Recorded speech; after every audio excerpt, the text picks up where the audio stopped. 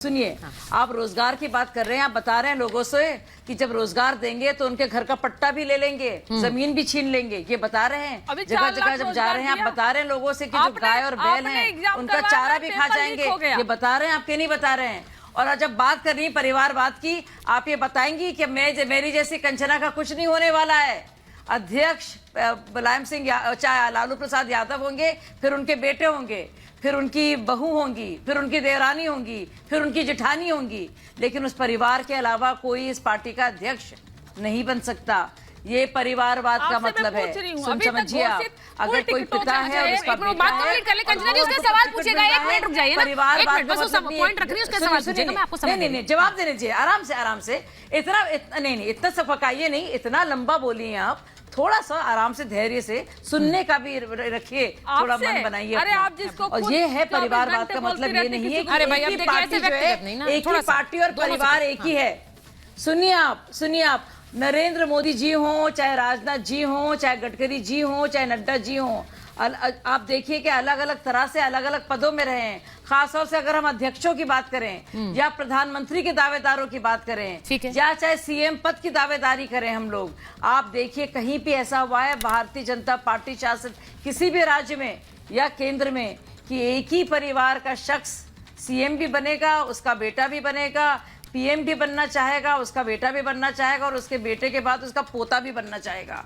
ये सिर्फ भाजपा के अलावा हर एक पार्टी में है। एक और खबर बता देती हूँ, बची हुई थी तो सुनीता केजरीवाल जी को आगे कर दिया गया। कंचना जी आपके पास आ रही हूँ, मैं बस ये कहूंगी, उन्होंने एक सवाल पूछा, ये जवाब दे दीजिए जरा। आप कंचना यादव आरजेडी की अध्यक्ष किसी दिन बन सकती हैं? ये सवाल वो पूछ रही हैं। नहीं, ये सवाल मैं उनसे भी यही पूछना चाह रही हूँ कि आप जितने भी एनडीए घटक दल को लिए हो, है कौन है जयंत चौधरी? क्यों अपने पिताजी का फिर दादाजी का लिगेसी संभाल रहे हैं? मैं तो भाजपा के प्रवक्ता हूं, आप बोल सकती हैं ना, मैं बन सकती हूं आरजेडी के अध्यक्ष, और मैं बहुत खुश हूं। ये नहीं, ये बोल नहीं पाएंगे क्या कंचना जी? आप फंस रही हैं, आरजेडी के अध्यक्ष कंचना यादव बन सकती हैं। फंस रही हैं आप, तो जवाब देने बन नहीं रहा है, आपको जवाब देते बन नहीं रहा है, आप फंस गई हैं बहुत बुरी तरह से, पकड़ जा रही हैं। कंचना यादव, कंचना जी आप बोल सकती हैं, बन सकती हूं। भारतीय जनता पार्टी में शामिल हो चुके हैं, बोलिए ना। हम तो कह रहे हैं कि आप परिवारवाद और भ्रष्टाचार पर ही डिबेट करिए और तो उसी में उन्होंने सवाल पूछा है, आप क्या अध्यक्ष बन सकती हैं? अभी तक घोषित मूल टिकटों में से बिहार में इन्होंने 14 टिकट परिवारवादी पार्टियों को दिया।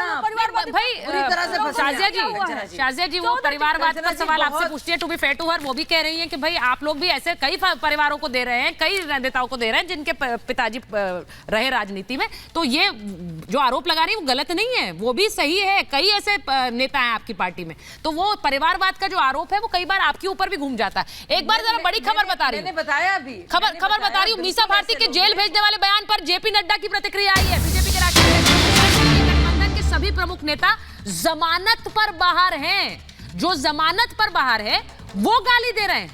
लालू यादव ने चारा घोटाला किया, ये वो कह रहे हैं, जो घोटाला किया है वो हम पर आरोप लगा रहे हैं। अब देखिए ये एक चक्र की तरह है, वहां से आएगा, फिर यहां से आरोप लगेगा, फिर इधर वापस होगा। अब वो कंचना जी आपके पास आते हुए, लेकिन पहले मैं वरुण जी के पास चली जाती हूँ क्योंकि वो बहुत देर से इंतजार किया। वरुण जी 2 बार आपके पास आई, आपका फ्रेम चला गया, ये मैं अपनी सफाई में बोल रही हूँ।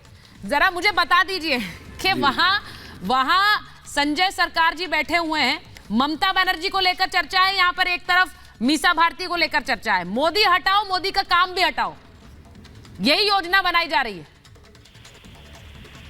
देखिए सुचारिता जी, चुनाव तो यही होता है, मोदी को ही हटाने का चुनाव, और चुनाव किसका है? कोई दूसरे को हटाने का चुनाव थोड़ी। जो प्रधानमंत्री सत्ता में सरकार है उसी को हटाने का चुनाव है, तो इसमें बुरी बात क्या है? और इम्यूनिटी तो प्राप्त है नहीं संविधान से मोदी जी को, कि मोदी जी को जेल नहीं भेज सकते, उन पर मुकदमे नहीं चला सकते। जो आप बात करो ममता दीदी की सीए और उसकी जो बात की, देखिए संसद से कानून अपन कई बार डिस्कस कर चुके, संसद से कानून पास हो गया, प्रेसिडेंट का असेंट हो गया, वो तो लॉ हो गया हिंदुस्तान के अंदर, लॉ ऑफ लैंड हो गया, उसको कोई रोक नहीं सकता है। लेकिन चुनावी सीजन है, मोदी जी भी पता नहीं क्या क्या कह रहे हैं, ममता दीदी भी कह रही सबको वोट चाहिए, इसलिए कोई नई बात नहीं है। त्रिपाठी जी एक्सप्लेन भी कर चुके इस बात को, आप भी कई बार डिस्कशन कर चुके। अभी ये मीसा भारती का बयान है, ये क्या सही है? ये क्या सही है कि हम आरोप लगाएं? मैं एक सवाल पूछ रही हूँ, बस एक लाइन का उसका जवाब दीजिए। क्या ये सही है कि हम ये बोल दें कि हम अगर सत्ता में आएंगे तो हम इसको जेल में डाल देंगे, लेकिन अगर घोटाला किया है जो कि वो आरोप लगा रही है तो इसको लेकर पहले तो आपको कोर्ट जाना चाहिए? ये सही नहीं है क्या? सुचारिता जी, मैं फ्रेम चला गया था इसलिए आपको कर नहीं पाया। गणगौर की सबसे ज्यादा आपको हार्दिक शुभकामनाएं दे रहा हूँ। गणगौर का त्योहार है आज हमारे यहाँ पर, वो मैं भूल गया था, सॉरी। देखिए बिल्कुल ये ऐसे जो स्टेटमेंट है ना, क्योंकि वो लालू जी की बेटी है तो उनका उसी प्रकार का स्वभाव है। हम राहुल गांधी ने जब बात करी थी नोटबंदी सदी का सबसे बड़ा घोटाला, तो हमने हमेशा ये कहा है कि जो इन्होंने घोटाले किए हैं उसकी जांच करेंगे, तो जो जो दोषी पाया जाएगा जेल जाएगा, जहां भी जाएगा पता लग जाएगा। तो घोटाले तो इन्होंने भी किए हैं, फ्री में तो इनकी सरकार चल नहीं रही है।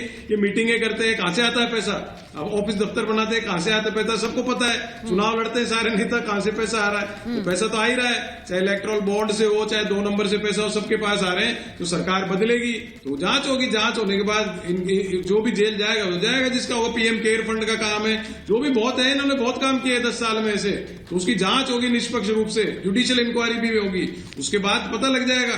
तो ये लालू जी का जो स्वभाव है ना, वो अटैक करते हैं जोरदार ढंग से, तो उनके बच्चे भी उस हिसाब से अटैक करते हैं। लेकिन शब्दों का जो खेल है वो सबका अलग अलग है। उनको थोड़ा शब्दों का अपना, मैं उनको ज्ञान तो दे नहीं सकता, वो भी इतनी बड़ी है लालू जी की बेटी, तो अपने हिसाब से सब करते हैं। लेकिन कुल मिला के बीजेपी के 10 साल के जो घोटाले हैं, राहुल गांधी पहले भी स्ट्रेस दे चुके हैं, मैं फिर कह रहा हूं कि नोटबंदी से लेकर अभी तक इन्होंने कई घोटाले किए। गुजरात का जो मॉडल है, कितने पुल गिरे, सबकी जांच होगी। ये सत्ता से हटेंगे जब भी होगी, ये सत्ता से हटना ही नहीं चाह रहे हैं, इसीलिए तो हटना नहीं चाह रहे। कौन सी पार्टी सत्ता से हटना चाहती है? कौन सी पार्टी सत्ता से हटने के लिए चुनाव लड़ती है? महेश शाह का कहा, इनसे पूछ दो महेश शाह का है। कौन सी पार्टी सत्ता से हटने के लिए? यही तो कह रहा हूँ, ये आप लोग भी चुनाव जीतने के लिए लड़ते हैं, वो अलग बात है कि जीत नहीं पा रहे हैं। तो पूछ रहे हो मोदी को हराने की बात है, आपने कहा मोदी को हराने की बात है, तो मोदी को हराने के लिए विपक्ष कर रहे हैं।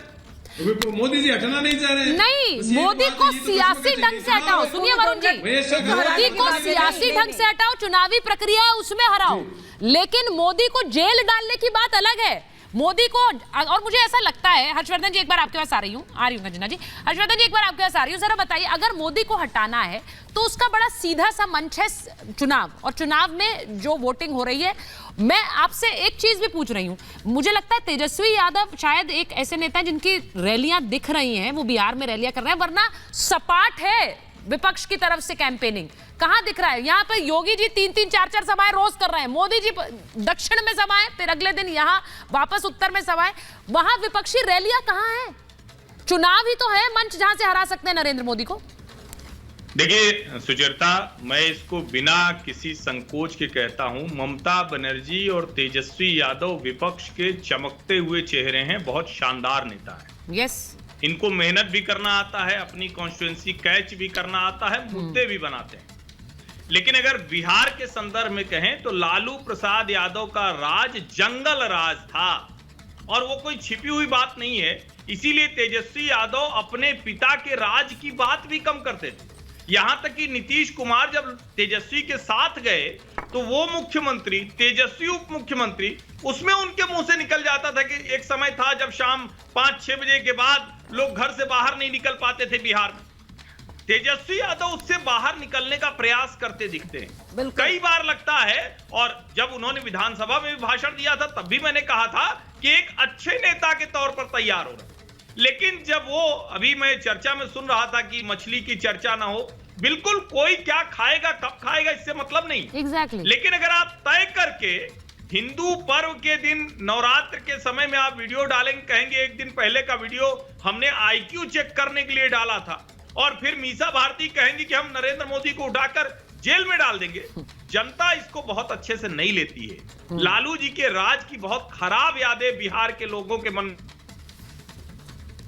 आज को, इसलिए शायद वो उस तरह से जवाब भी नहीं देंगी।